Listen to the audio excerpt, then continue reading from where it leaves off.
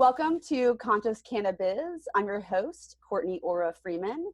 I'm here with Adelia Carrillo. Please note that I cannot roll my R's, so I will ask Adelia to introduce herself in a moment. Adelia, can you tell us a little bit about yourself, pronounce your name correctly, and then tell us about what brought you to the cannabis industry? Well, you technically said it right how I say it. That's definitely not the right way we're supposed to say it. I would always get in trouble from my grandma because I can't roll my R's or my L's. So, okay, great. Yeah, Thank so you. I'm guilty too. But it's Adelia Carrillo. And yeah, my background, was in the consumer electronics industry initially. And I thought I was going to build a career in that sector. I unfortunately, but also fortunately, because I wouldn't be where I'm at today if those situations didn't happen, I had some health ailments that transformed my life, to be honest, and made me kind of rethink everything that I was doing and connected me back to cannabis. That honestly, I look at it and I'm like, I'm 180. I'm a completely different human that I was. I pushed myself to do things I've never thought I would ever do before. And it brought me to first launching my first company in the cannabis industry, which was Direct Cannabis Network, DCN. I wanted to focus on startups, tech, entrepreneurship. Like, I just love that stuff. And I found at that time that was missing in the space. I knew business was going to come in and I wanted to still have that heart for entrepreneurs.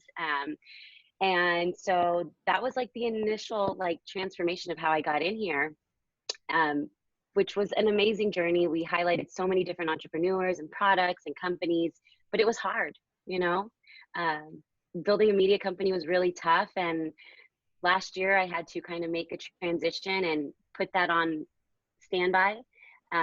But it led to taking on a new position with a company called EventHi. So now I'm the CMO of EventHi, which is an online ticketing platform for the cannabis culture.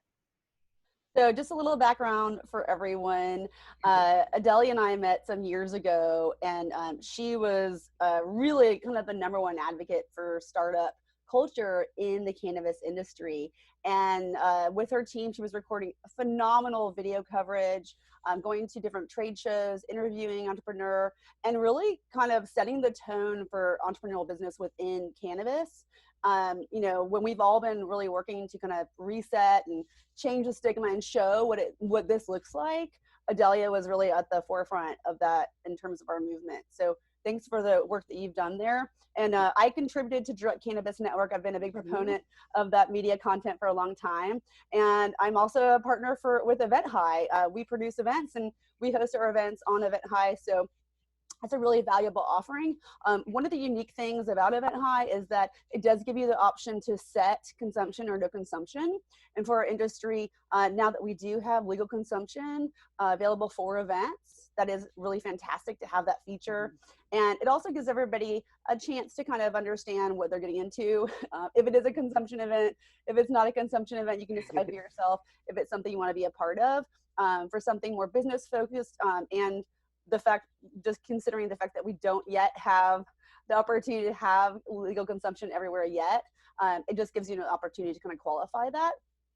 And I think also it's worth noting that both Adelia and her partner Ali went through the Canopy Boulder program where they received funding for their startup businesses, which is, I think, a huge accomplishment that you can be really proud of. Would you like to talk a little bit about that or what that experience was like? Yeah, I mean, it was really cool because I went into from the beginning, once they were like, okay, you made it to the next phase. And I wanted to go in, I'm like, I'm going to be so prepared. I'm going to fight for our company, make sure we get the best deal. And I just remember walking in and, we were going back and forth about what DCN could provide to them. And also, they went back and were like, well, being an accelerator, we can do this for your company. Because the reason I applied was we needed a stronger foundation as a company. I had no idea about fundraising or investor language, let alone. And so that's where we really wanted to, up our game. And after that meeting, I negotiated with them. I wanted to make sure that we got one of the better deals and that, proving that, because we were already around in the industry for a while before they launched the San Diego one.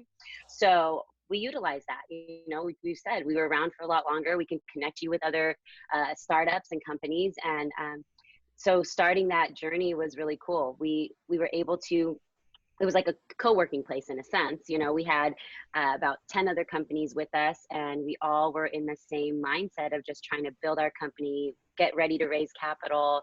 And it was, I don't know, just the feeling and the relationships that we built, and we got to see everybody and kind of move forward with their vision.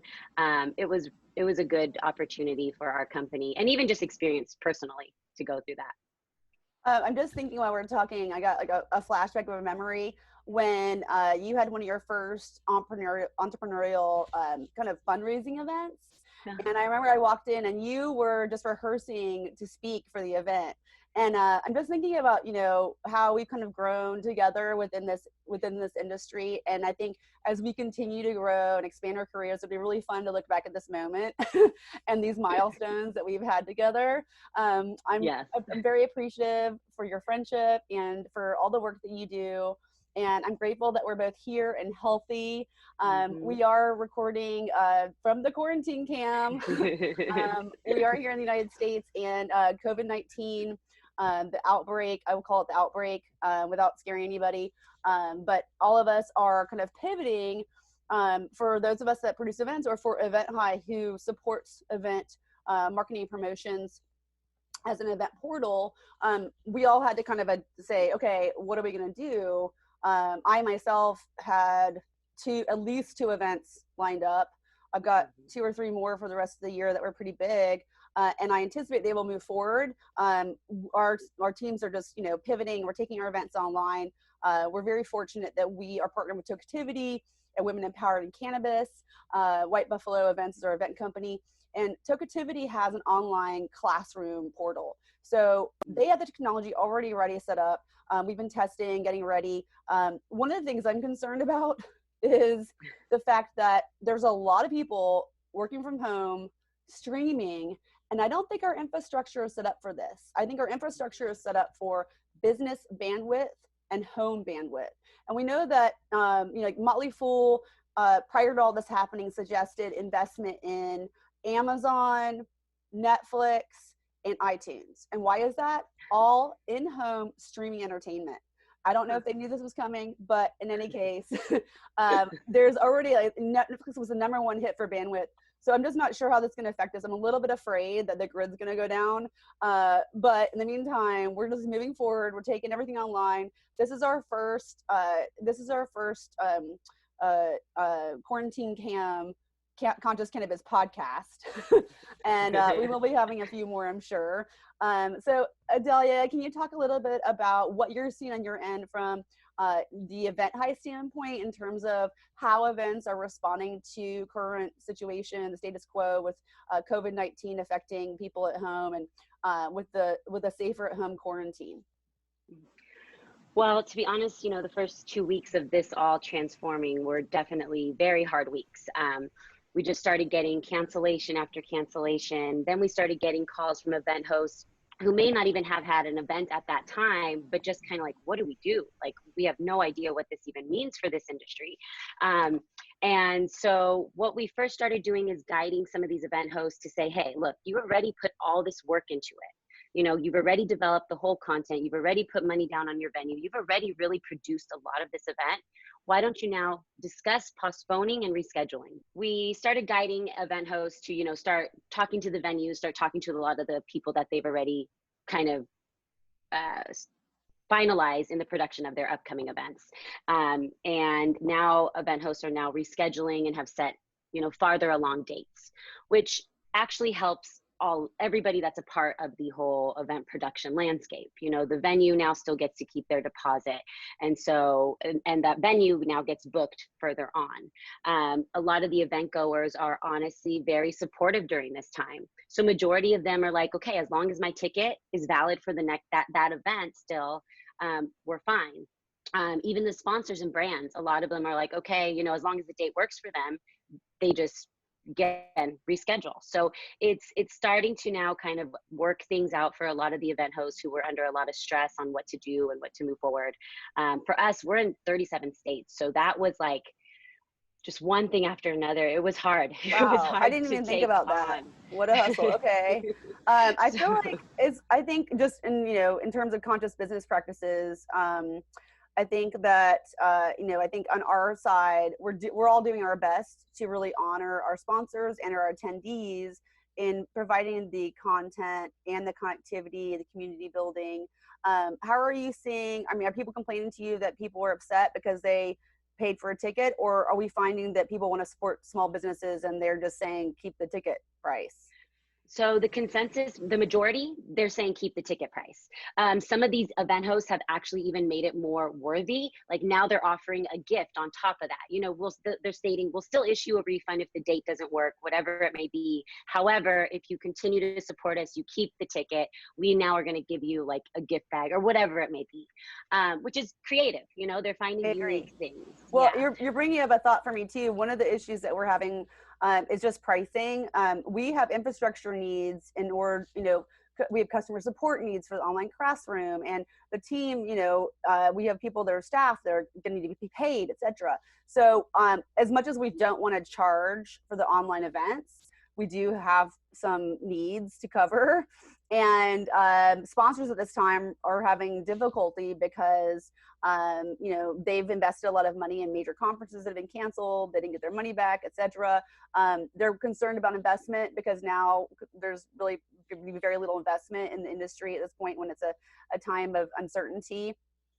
So we've kind of been debating what the pricing should be and how people respond to that. Do you have any thoughts on that, on the pricing, or approaching this from, how we're going to cover our costs, but also really honor our attendees? I think right now there's a lot of flexibility where we can actually lower some of these cost points that were different than having an in-person event. I don't ever want to undermine the reach because now we also have the opportunity to reach a larger audience. So the return is actually even can be better in a sense for these sponsors. But there is some room to where we can, lessen some things up. Maybe it's more on the ticket price so that it can be a little bit more affordable for event goers. And two, like going even into long term, because we need human experience. Events are not going to go anywhere. Now, once things go back to normal or as normal as they will be after this, this now virtual events will be like that extra add-on. So you could still host your in-person events and still offer that virtual experience though for people that can't fly in. Maybe they want to hear these speakers, and again, that ticket point price would be a lot cheaper than if they were actually in person at the event. You're also hitting on another thought that I had that I hate to say blessing in disguise because it doesn't really fit the situation, but with Hall of Flowers, we feel for you. We know this has been really challenging with everything that you invested in Palm Springs, so we're rooting for you. But with Hall of Flowers, with House of Jane, or event that we would have hosted for people for our Women Wednesday, Women Empowered in Cannabis event, I think I was anticipating something in the range of 100 attendees. We had about 250 women in Vegas, and that's a much bigger conference, but we had a huge market share in terms of attendees, in my opinion. So I was just projecting maybe 100 just because it's a smaller conference in Palm Springs and it's less populated. But now taking this event online for April 1st, very potentially we could be increasing the number of attendees, tenfold. And for 422, a lot of people, like last year, 420, there was so much competition for that date for in-person attendees. And everybody had, multiple parties to go to.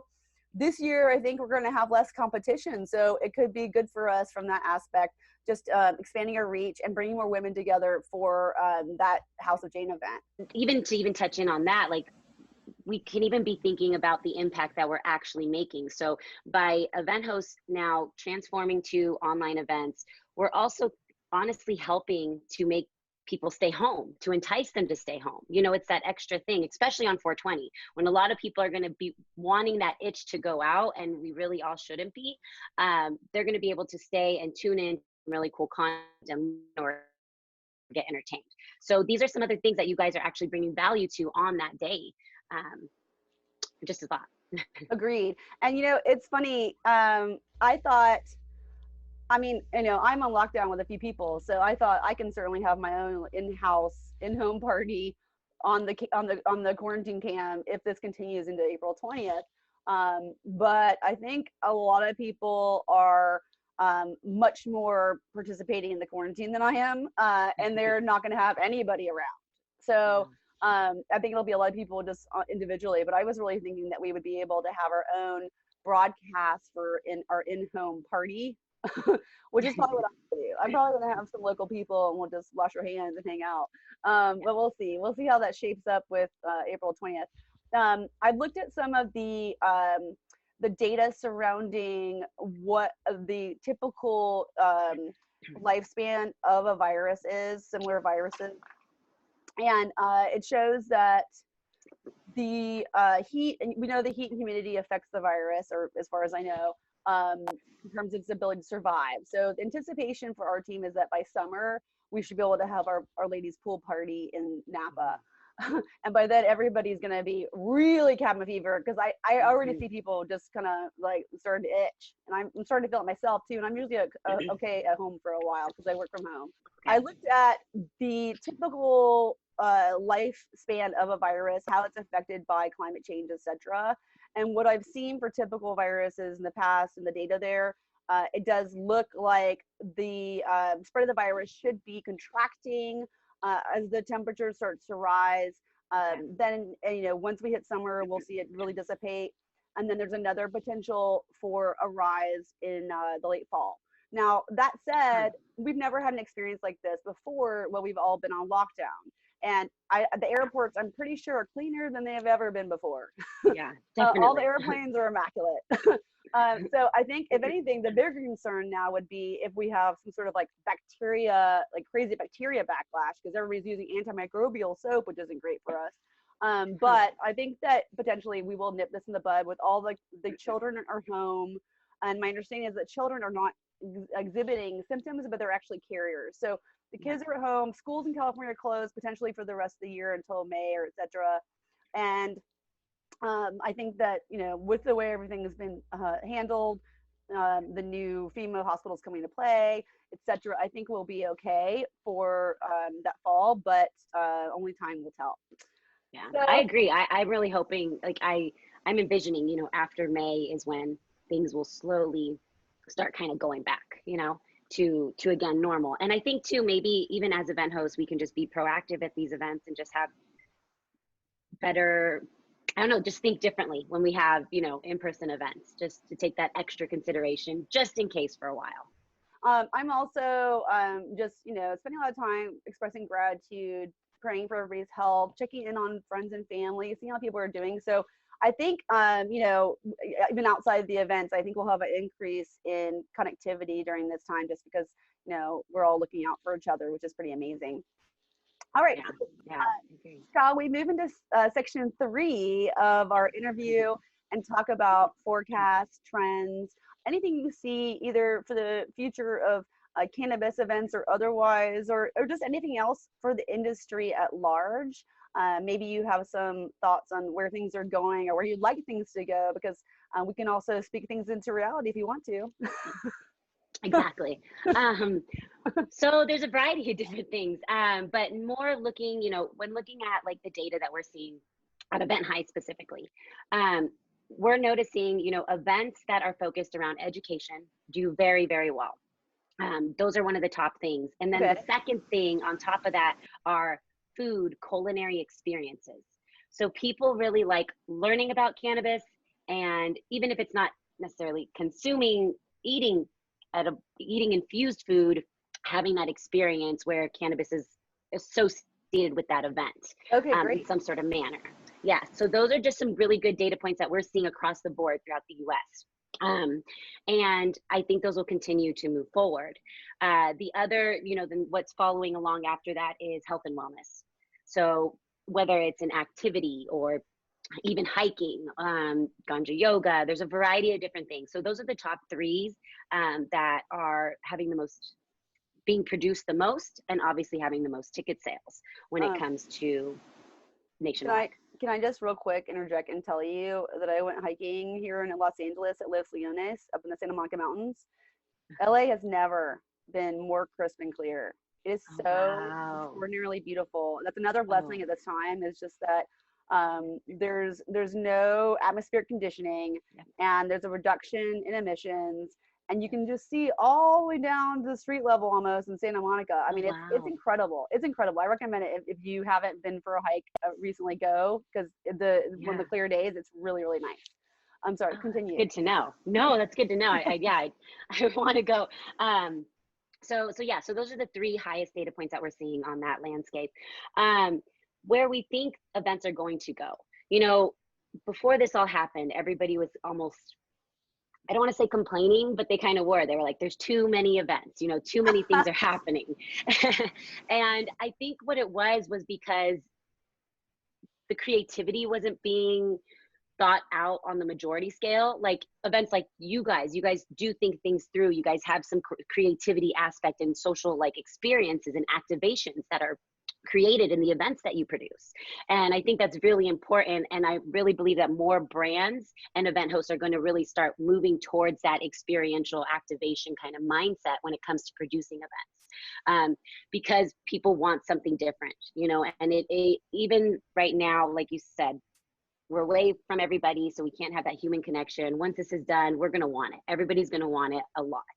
So every event is going to be something that people are like, yes, let's go every night. I don't care.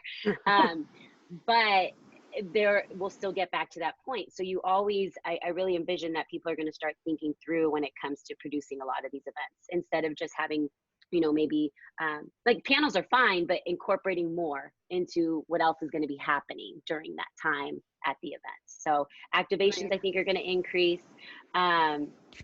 This is a global industry when it comes to, in general, when it comes to cannabis, but even the event sector. So that is where I'm really excited for us as a company to eventually be able to work outside the U.S. That will happen more once the banking kind of changes. Yeah. Right now, obviously, we have a marijuana-related business bank account, but we can only focus in the U.S. right now with our agreement with them. So I can't wait to move forward and just really get in tune with what is happening outside of the U.S. And this is I kind of think, our launch pad. Yeah. yeah, exactly. Tokeativity, so Women Empowered in Cannabis, Tokeativity are both international um, organizations. Tokeativity just launched their Spain chapter, which is really cool. And Yeah. then something else to note, just in case as a tip for anyone that's listening, producing events, when I spoke with Kira last, I said, can we do a survey in Women Empowered in Cannabis and just see what kind of content people want? And their responses were really interesting. And what we found was that they weren't necessarily interested in education. That was a little bit farther down, Huh. but they were interested in the online sesh. So April 1st, our event is an online sesh, and it's really just focused on hanging out, everybody coming on and just having a chance to connect and chill Cool. together. But on 420, we've got all day programming. So Dee from Ganja Yoga, I believe, will be teaching a class with us. Adelia will be there, I hope. We have different participants that are come on, and we'll be talking about different topics. We're going to have an online sesh so people can come and learn about different products and talk about what products they're consuming or using. Good. And then I personally, you know, medicinal cannabis is a big focus for me, you know, plant medicine. So I would love to have a space, one of our breakout rooms, where we can talk about cannabis medicine, because not everybody is into the sesh, not everybody consumes. Some people are sober living, and they support overcoming dependency through cannabis, for example. So I like, you know, just incorporating everybody into what we're doing and making sure that, you know, we keep the focus on our movement and what we're trying to accomplish here with healing for our planet and greater awareness around plant medicine. With that, I will say thank you, Adelia, unless there's anything further you'd like to talk about. You know, if I can Yeah. just share one of the, so I love the concept of what you guys are doing. I will definitely tune in on April 1st and April 20th. Great, thank you. One of the things with for our company with EventHi, what we wanted to do because of this whole, you know, COVID-19 and this whole transition of everything, we're actually kind of doing a big campaign. So on April 11th, we're hosting an event called High Day. We don't normally host events. EventHi is just mostly, obviously, you know, a ticketing software. But we wanted to definitely give back to our event host community. So we're actually going to be hosting an online event on April 11th, and we're going to be bringing in event hosts as well. And all the ticket sales are going to actually give a percentage of the proceeds to No Kids Hungry organization, Amazing. which is helping feed kids who actually, are not able to get the meals that they normally do through a school at this time. We also are going to be providing a percentage to the event hosts as well to give back to them. And then this will also help a company like us kind of survive through this movement and be able to continue with our mission of providing a platform and community for the event hosts. So that's just something we're working on, and just wanted to share that really quick. Yeah, that's a good point. I want to ask all of our viewers to support EventHi. If you do have events that you're producing, it's a great platform, a great way to attract. They do a lot of promotions. They have a really extensive reach. So if you are interested, it's a great platform to be ticketing through. I recommend it. Also, one of the reasons that I really doubled down on EventHi was because Eventbrite started cutting off cannabis events. And if you said anything about a gift bag, regardless of what it was, they would shut down your ticketing. So EventHi was really born out of some necessity, but also inspiration, because they do have a lot of knowledge surrounding software development. And they've done a great job at executing. Okay, so this is a good time just to tell everybody out there, if you're an angel investor, get in touch with me. We have so many great opportunities for you to invest in up and coming, skyrocketing businesses with profound thought leaders like Adelia Carrillo. We have revenue positive businesses. We know what we're doing. We've been in the industry for a long time. This is the place. Exactly. This is the place to be. We're asking for what we want, and we know we deserve it. Yeah, and we've been through enough hurdles, so once we make it out of this is just a cherry on the cake. Yeah, now what else? We can do anything. Icing, yeah. So. Adelia, you pronounce your name Carrillo, so I'm going to say Carrillo. Adelia Carrillo. If you would, can you tell everybody how to find EventHi? Yeah, so you can visit www.eventhi.io, and it's HI, like hi, hello. You can also find us on Instagram, which is at eventhi.io. And if you want to connect with me, I'm at Miss Adelia on Instagram as well. Great. And I'll just let everybody know that EventHi does do a lot of promotions on LinkedIn as well. So you'll see them there if you haven't already. All right. With that, thank you so much again for being here. It's so nice to touch base with you and connect and catch up. And we're going to be seeing a lot of each other online in the next, next few weeks. I want to just, for everyone listening, thank you very much for listening. For those of you watching, thank you for watching. You can continue to support Conscious Cannabiz by visiting our website. That's CONSCIOUS,